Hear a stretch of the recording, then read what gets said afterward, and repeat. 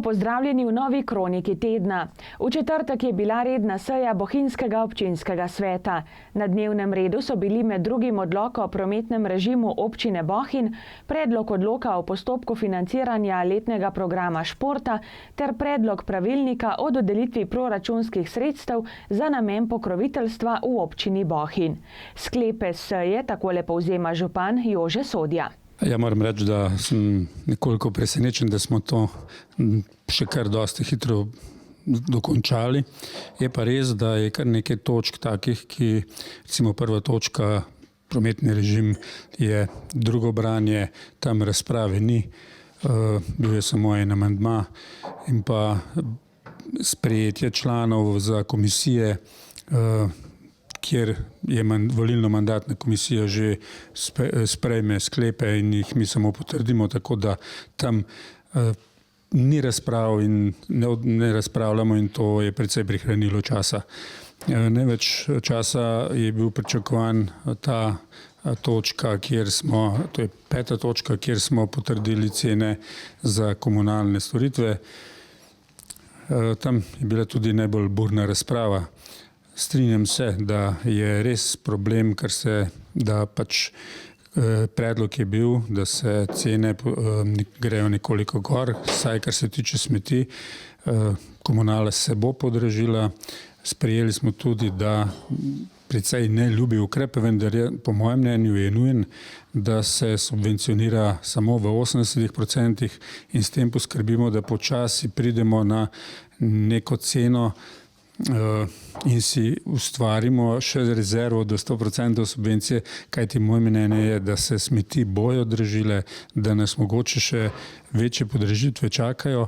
Res pa je, da je sedaj na nas, na upravi in pa na režijskem obratu, da najdemo mogoče, to so nas tudi svetniki zadolžili, da se najde načine, kako priti do tega, da te cene nekoliko oblažimo, saj kar se je v naši moči, kar je zakonsko in pa kar pač podraži država ali pa kar se podraži same storitve, tam smo brez moči. Ostale točke so bile sprejetje odloka o skupnem redarstvu, potem je v prvi obravnavi, potem smo imeli prvo obravnavo tudi knjižnico Antona Linharta. To je bilo samo zaradi izgradnje novih knjižnic, kjer je potrebno spreminjati naslove in je treba popravljati odlok in posledično ga morajo vse ustanoviteljice sprejeti. To je bil prvo branje. Sprejetje članov za imenovanje predstavnika v svet zavoda Gorenjskih lekarn, ki mu je sedaj potekel mandat, in pa seveda za kulturno dejavnosti, to je v izpostavi javnega sklada Republike Slovenije za kulturo, kjer imamo tudi svojega predstavnika, pa je ravno tako potekel mandat. Bom rekel, ta tako imenovana županova postavka, ki je bila vedno nekako v domeni župana, moram reči, da nas so na Računskem sodišču kar nekajkrat opozorili, da te županove postavke ne obstaja. Ta postavka ne obstaja.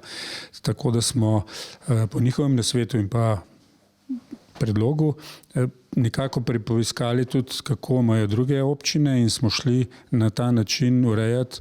Podobno ima, tako kot mi, ima občina Kobarid, zelo podobno.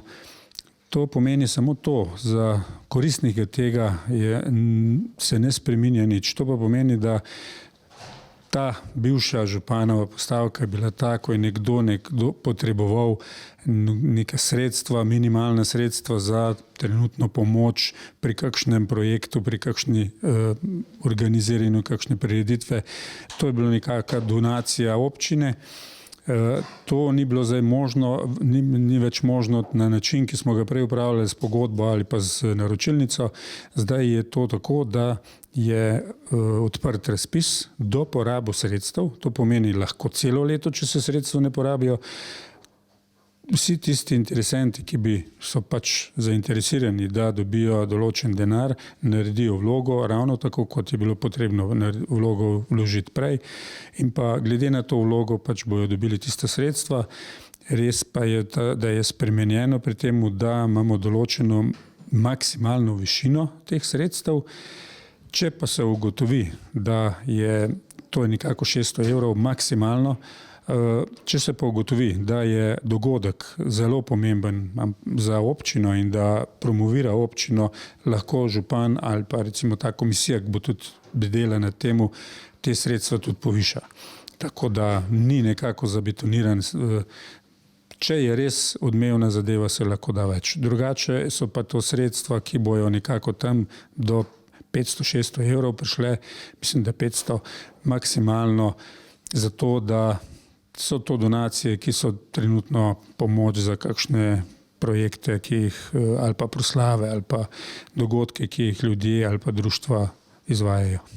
Drugače pa mislim, da kakšnih takih bom rekel, odmevnih točk ali pa pomembnih, za življenjsko pomembnih je bila verjetno najbolj ta za cene in pa mogoče tudi promet, vendar to je bil drugo branje, kjer smo se odločili že v prvem branju, upoštevali nekaj sprememb, ki so bile dane pri prvem branju, tako da in pa seveda ta amandma, ki je bil pa vložen za to točko pri mirovanju, pri tem prometu, bom rekel, pri mirujočem prometu, to so parkirišča in pa je ta, da mi pobiramo podatke od koristnikov teh parkirišč z aparaturami, to se pravi tam, kjer ga registriraš s kamero in pa pri zapornicah in moramo sprejeti sklep, člen v tem odloku za varovanje podatkov. To je nujno,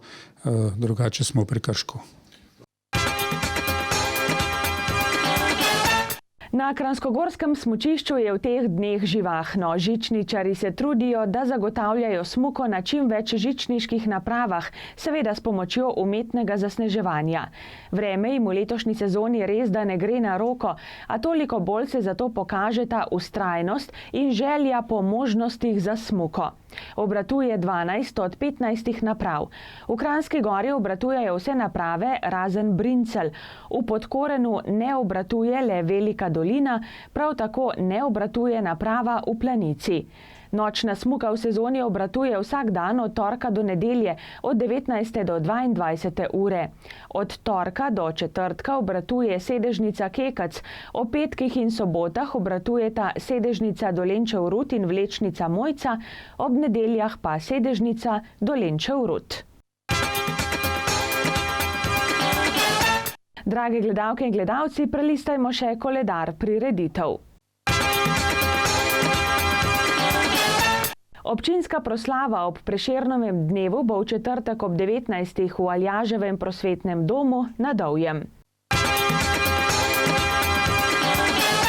Odprtje gostujoče fotografske razstave Magična narava bo v Slovenskem planinskem muzeju v Mojstrani v petek ob 18. V knjižnici v Gozdu Martuljku bosta Nataša Kokošinek in Mira Smolej v petek 7. februarja ob 18. uri predstavili knjigo Vas srednji vrh skozi čas. Strokovni komentar bo prispeval avtor spremne besede dr. Janez Mlinar. V soboto 8. februarja bo v Kranjski Gori potekal 7. mini pokal Vitranc za otroke. Dragi gledalke in gledalci, toliko smo pripravili v tokratni kroniki tedna. Želimo vam prijetne dni, ki so pred nami in nasvidenje do prihodnjič. Pa srečno!